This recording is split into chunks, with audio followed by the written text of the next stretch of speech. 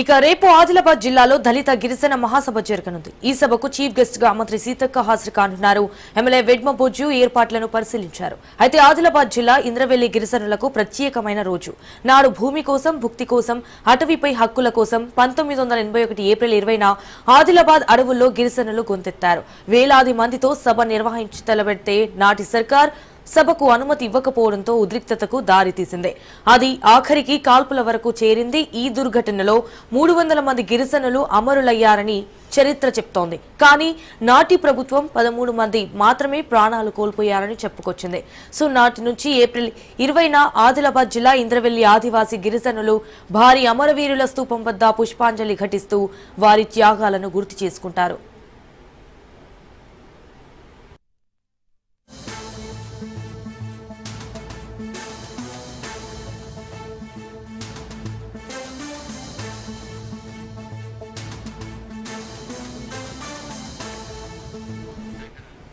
తాజాగా అమరవీరు స్తూపం అభివృద్ధికి రాష్ట్ర సర్కార్ ₹1 కోటి విడుదల చేసింది. రేపటి బహిరంగ సభకు మంత్రి సీతక్క హాజరై అమరవీరుల స్తూపం వద్ద నివాళులర్పించనుంది.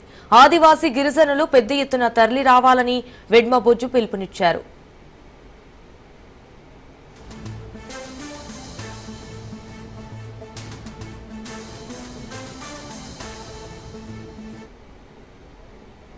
ఇక్కడ జరిగిన అమరుల స్తూపాన్ని నివాళులర్పించి వారికి సంబంధించిన కుటుంబాలకి భరోసా కల్పిస్తూ దీనికి ఒక పర్యాటక కేంద్రంగా చేస్తామని ఆ రోజు ఇచ్చిన మాట కట్టుబడి ప్రభుత్వం ఏర్పడిన ₹1 కోటి విడుదల చేసి ఈ పనులన్నీ కూడా పురోగతిలో ఉన్నాయి.